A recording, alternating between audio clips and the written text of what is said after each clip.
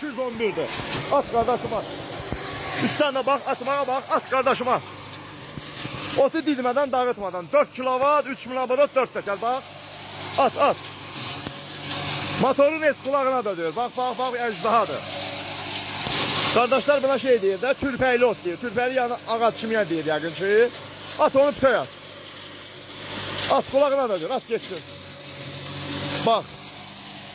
Bir canavar, bir anakonda, bir əcdahadır. At qaqa, hamısını at. Aparat alanda belə aparat alın. Demirəm, məndən alın ya başqasını. Kimdən alsa alın, belə aparat alın.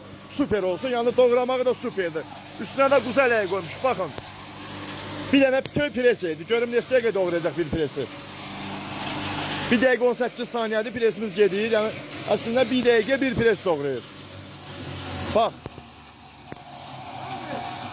Yox qalxsın. Dəymə, dəymə. Qalxacaq, qalxacaq. Dəymə. Qalx. At gözlem, at qaqa. Toku qəşəng xətdən gəlib, biraz nazik udrunit ilə qoşublar deyə motorda qızma verər, boğula bilər, amma qəşəng işləyir. At qaqa, at onun hamısını at.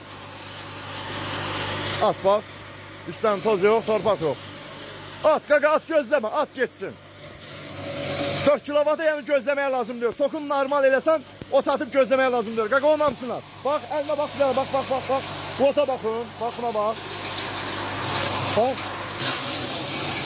Oradan atmağımdan buradan çıxmağı eynidir. 4 kilovat, 3000 abarot, 4 təkər mis sarğı, 0 faza.